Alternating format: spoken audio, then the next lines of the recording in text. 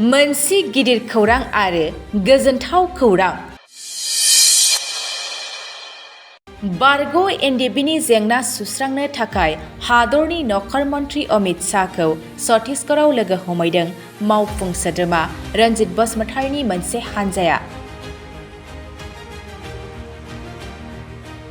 नंगौ, हादरनि नखर मन्त्रि Amit Shah, home secretary Ajay Kumar Bhalla, IB director Tapan Deka आरो गोबां हादरनि मावख'गिरिफोरजों भारत हादरनि गासै बिग्रायारि आफादफोर जाय हाथियार दोनथ'ना गोजोन फारसे फैबाय, बै आफादफोरनि थानाय जेंनाखौ लानानै गुवारै सावरायलायदों नखर मन्त्रिजों।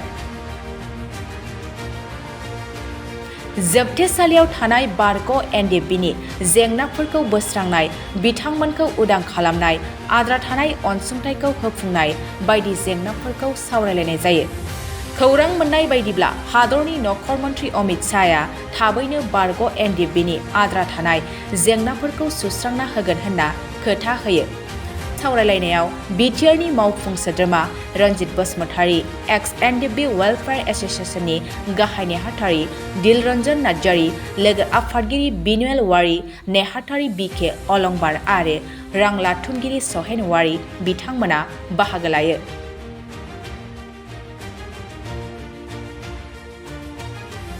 लोगोसे आद्रा थानाय बिटिआर गोजोन गोरोबथानि दफाफोरखौ गोख्रोङै खामानि मावनो खावलायदेरो हादरनि नखर मन्त्रि अमित शाहखौ। खौरां मोननाय बायदिब्ला फैगौ सप्तायाव हादरनि नखर मन्त्रि अमित शाहनि बिथोन बायदि आसामाव हम सेक्रेटारि अजय कुमार भल्ला आरो आईबी डाइरेक्टर तपन देखाया नुजाथिफैगोन आरो बारग' एनडिएफबिनि जेंनाखौ गोख्रों सुस्रांजागोनखौ मिजिंथिनो हायो। 2% रिजर्वेशन हमारे लिए रखा गया था। 2% में जो एज है, जिसका क्वालिफिकेशन है, जो फिजिकली फिटनेस है, वो लोग चला गया है और अभी 3rd ग्रेड 4th ग्रेड में बीटीसी में भी थोड़ा कुछ एब्जॉर्ब होने वाला है।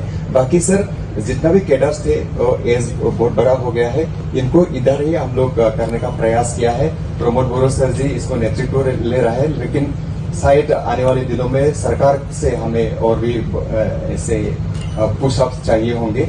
बस यही बोलना था। बाकी केस विड्रॉल का बात हमारा था सर। केस विड्रॉल में 401 केस अभी विड्रॉ हो चुका है और बाकी केसेस विड्रॉ होने वाला है। कितना बचा?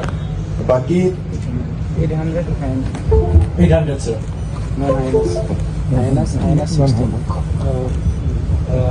नमस्ते सर। तो हम लोग का अभी बाकी है जो नॉन हाइनेस वो 800 है और इसमें कन्विक्टेड डेथ पेनाल्टी है सर। तो इसमें एनआईए का जो है 56 और सुप्रीम कोर्ट का रंजन रेमारी के कुल मिलकर 6, तो लगभग 64 है सर। साथ बैठे हैं ना जी, वो वहाँ आने वाले अगले महीने में। आपके समझौते हम लोग दिल्ली में गोविंद मोहन साहब बहुत बड़े व्यक्ति है। जी सर। वो आया हूँ सर। जी जी आया था। जो लोकल लेवल के केसेस हैं वो हिरेननाथ से डिस्कस हो गए हैं, वो सतत प्रक्रिया है सर, वो हो जाएगा। जी सर। जो एनआईए के हैं और जो इनकी स्टेट के बाहर के हैं जी, वो डीआईबी साहब और मैं और हिरेननाथ जी बैठ के अगले हफ्ते। ये तपन डेका जी असम के ही मालूम है आपको? जी मालूम है सर। मालूम है ना? मुलाकात भी हुई सर। ठीक है, बैठने। ठीक है।